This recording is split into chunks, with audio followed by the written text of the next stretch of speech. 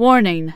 The following fanfic reading contains spoilers for the entirety of Chapter 2 and Chapter 3 Daily Life of Danganronpa Trigger Happy Havoc. Viewers' discretion is advised. Liar's Dice, written by CyanandCharcoal. Byakuya had chosen to spend the evening in the library, reading one of the many noteworthy titles it contained. The book was unable to claim his full attention.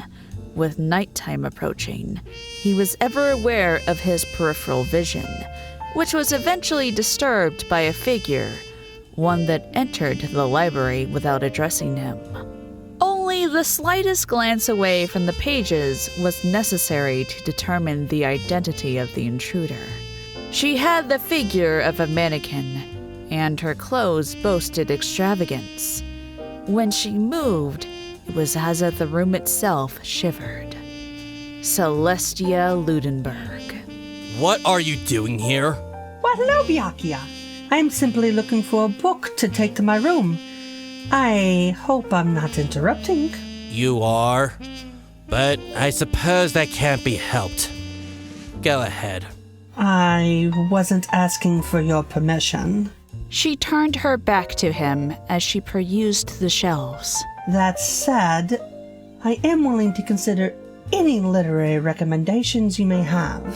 Giving a recommendation requires considerations of the other's interests.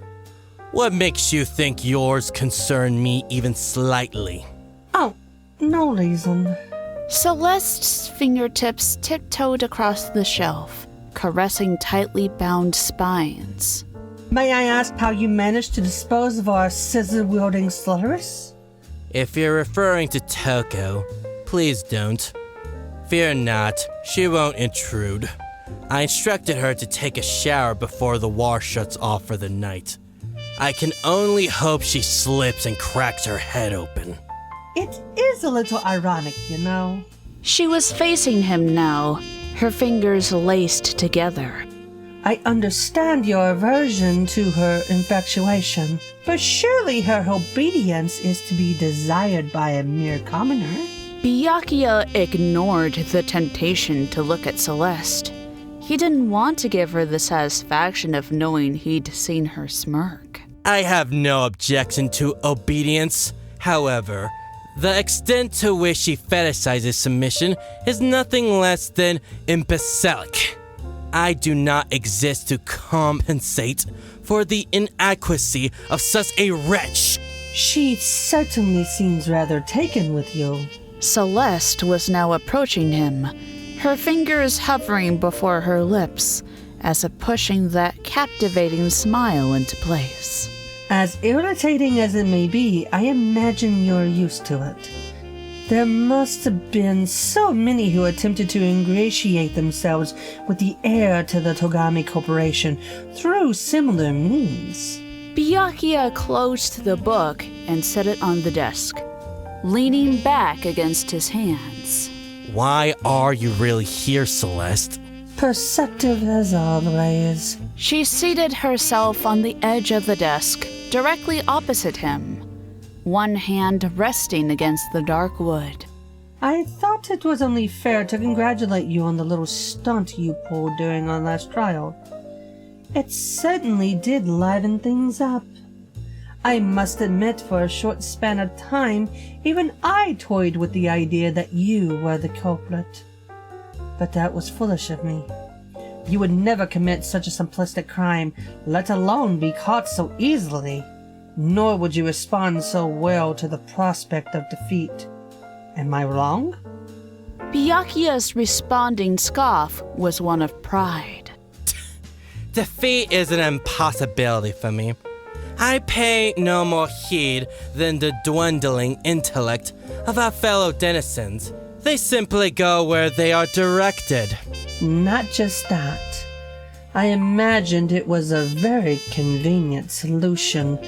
They were all too eager to believe that you, who had blatantly declared that you would be playing this game solely to your advantage, could be the culprit. She shook her head ever so slightly, her nails tapping against the desk. Was it really wise to make yourself so unpopular?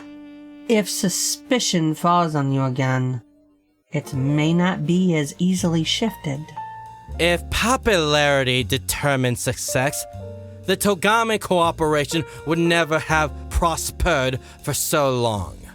I've stated my intent, and anyone stupid enough to challenge me is more than welcome to try. He sat up, closing the distance between them. What exactly is your plan, Celeste? Do you honestly think your goal of adaptation will protect you when someone decides to make you their target? Such a person would truly be a fool. I am no victim. Her words held a sudden severity, one which evaporated and hung in the air like a pall. Besides, Makoto isn't the only lucky one here. Not once in my life have I lost a bet. Just because my circumstances have changed doesn't mean that fact will. Really? You're depending on the same luck that landed you in this place? Why not? Every day I spend here is a gamble. One in which I place my very life on the line. I can think of a few things that are so exciting. You're saying that you're content to be a player in this game, and yet make no effort to win? I didn't think the ultimate gambler would be so lacking in ambition. And it is no surprise to me that you're so lacking in gratitude. You might not be quite as confident if I were your rival. Was that an attempt at intimidation? If so, your efforts are wasted on this round. I have no intention of blackening myself for such a pitiful reward. Ah, you're referring to the money that Monokuma offered. Not nearly enough for you, I take it. My personal assets are worth billions. The rest of them can fight over that measly sum all they like. I'll wait for a better incentive. Careful, Byakuya. If you won't take the carrot, you'll be given the stick. You should at least die with your pride intact. He acted as if he hadn't heard the derision in her tone. What about you, Celeste? That money could buy you into a lucrative gambling tournament. You'd more than triple it in no time. Oh, I'm not nearly as greedy as you. I don't need riches to prove my superiority. An unblemished win record is evidence enough. If wealth were ever to abandon me, my luck would remain. That is something I can always depend on. Paragon of virtue that you are. I've wondered about this luck of yours for a while. Is there any truth to it? Or is it merely a myth designed to corner opponents into accepting a premature defeat? Why not find out for yourself? It was hard to tell if her eyes were glistening or just catching the light. May I tempt you with the game? Oh, and what would be the collateral? How about our lives? The loser submits to whatever method of death the winner deems suitable. That would certainly leaven things up. I respectfully decline. I am not foolish enough to agree to such outrageous terms, especially when you have the advantage of experience. What happened to your disinterest in the killing game? You should learn to take a joke, Byakuya. As I have said, the role of a blackened is one I have no interest in fulfilling. Even if we did agree to those terms, I doubt you would accept the consequences of a loss so meekly. She stood, walking around the desk to stand beside him, looking down on his immaculately composed face. No. It seems we are fated to play a different game. One of anticipation. I shall await the day you challenge us to solve a crime of your own making. I look forward to unraveling its complexity. A bold declaration. In all fairness, I suppose you are one of a few who may stand a slim chance of doing so. I won't wish you luck since you claim to have such an ample supply. For which I thank you. Perhaps you can tell me something. When you do decide to kill, do you think it will be easy? It won't be as simple as tampering with the corpse. You won't have the same level of detachment. Celeste, are you attempting to demean me? With this feigned concern, having found Chihiro's body and knowing the murderer's identity, my first thought upon seeing the corpse was that it was a disappointment. I felt no pity and no guilt for what I did next. Chihiro's fate was sealed from the moment the killing game was announced, as is that of every other who has become my opponent. You said it yourself. This is a zero-sum game. My inevitable victory guarantees everyone else's defeat. About that, I won't deny that your little display impressed me, but there was one shortfall. It was overly theatrical. I'm aware that was part of the intent, planting the idea of genocide Jack's guilt. Yet once that notion had been banished, we were left with the undeniable fact that the perpetrator clearly took pride in their work. And where could that lead but to you, the ultimate affiliate, progeny? That was entirely intentional. I had to leave some evidence, or else those dimwits would never have worked it out. I certainly hope so. Fell in this place and that becomes your only legacy. I wonder, how would Monokuma finish you off? He certainly has a penchant for irony. Perhaps being buried alive in money would suffice. Is that the limit of your imagination? You believe my wealth to be my most noteworthy achievement, and therefore the most effective method of humiliation? No, I don't. Money doesn't buy respect. I don't doubt you worked much harder to earn that. But it's what Monokuma would want you to believe. That all your life amounted to was a pile of colored paper. Her gaze had abandoned him, lingering in the distance, enamored with whatever mirage she saw there. Byakuya was starting to frown. Is there something you wish to say, Celeste? You seem distracted. Her eyes drifted back to him. I've already said what I wish to. I am not in the habit of wasting time with meaningless small talk. I don't think so. You must be aware that if you stay much longer, you run the risk of breaking your own nighttime rule. I'd hate to make you a hypocrite. Rules. Meant to protect and restrain, yet here, they do neither. Only encourage competition. You're right. Of course, I shan't disobey a rule that I created. You may disregard it if you wish, but it is for your own safety that I recommend you return to your room. Which I will, when I wish to. I suppose I could conjure up some acclaim for your impertinence. I hope you'll show me the same courtesy. Her movement was swift to the point Byakuya didn't fully realize her intent until her mouth was against his cheek. The kiss was so delicate, so deliberate, she could have been sealing an envelope. Once she had retreated, a smile plastered back on her face. The first thing Byakuya did was slide his glasses up the bridge of his nose. Were you planning that from the moment you walked in? No. The thought only occurred to me about a minute ago.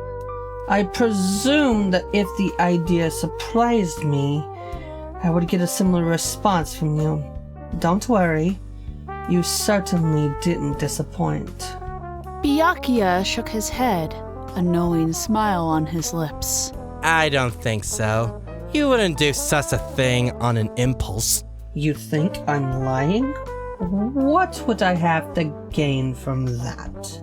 You're doing it to hide your intent, and subsequently preserve your pride. That was nothing more than a transparent attempt to plead for your life. You put that so succinctly. How very like you. Well, now you've seen through my deception.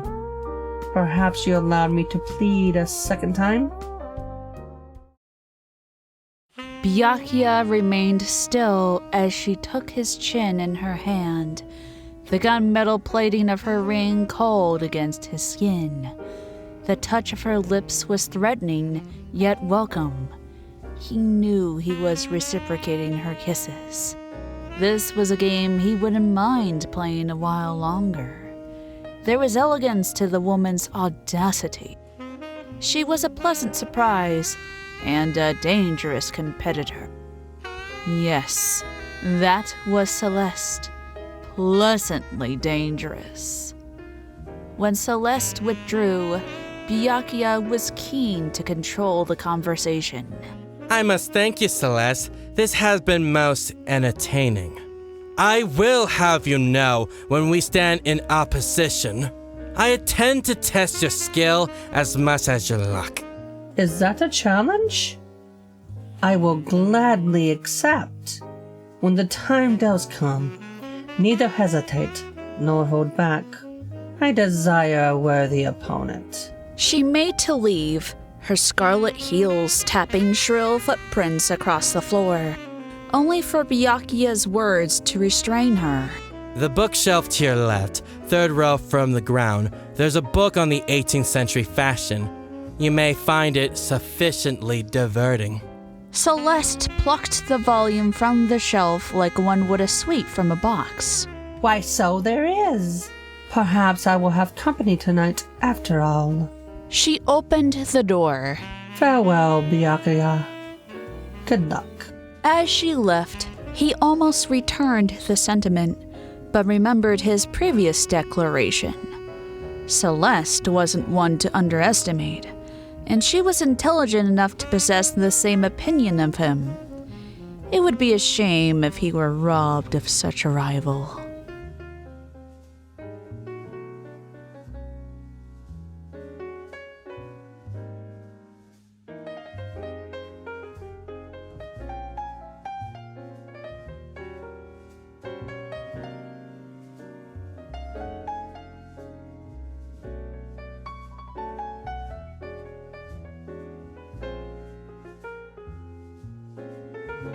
And my $10 patrons are Chaotic Mist and 212th Trooper.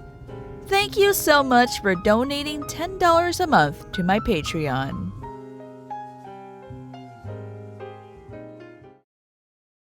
Hey everyone, Agent Fluffy here, and thank you for watching. If you enjoyed this video, please like and subscribe to my channel. If you want to support me even more, feel free to support my Patreon. The links are right here.